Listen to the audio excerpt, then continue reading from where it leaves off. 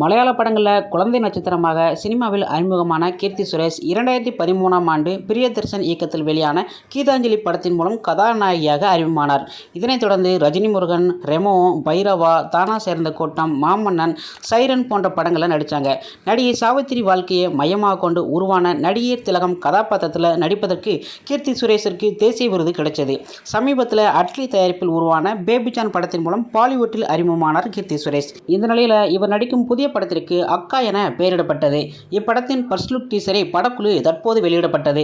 இந்த டீசர் இணையத்தில் வைரலாகி தர்மராஜ் செட்டி எழுதி இயக்கியுள்ள இப்படத்தை ORF என்டர்டெயின்மெண்ட் நிறுவனம் தயாரிக்கின்றது. மேலும் ராதிகா ஆப்தே, ஆதித்யா சோப்ரா, யோகேந்திரா மேக்ரா, அக்ஷயதர்ஷினி, அப்புறம் முக்கிய கதாபாத்திரத்தில் தன்வி ஆஸ்மி நடிச்சுக்கிறாங்க. இந்த படம் விபச்சாரத்தை மையமாக வச்சு அக்கான்ற தலைப்பில் வச்சிருக்கிற மாதிரி தான் தெரியுது. அதுபோல் இந்த படம் நெட்ஃப்ளிக்ஸ் OTT தளத்தில் வெளியிடப்படுறாங்க. ஓகே ஃப்ரெண்ட்ஸ், உங்களுக்கு நம்ம வீடியோ பிடிச்சனா மறக்காம சேனலை சப்ஸ்கிரைப் பண்ணுங்கள், லைக் பண்ணுங்கள், ஷேர் பண்ணுங்கள். இது போன்ற வீடியோவை நெக்ஸ்ட்டில் சந்திக்கலாம். நன்றி, வணக்கம்.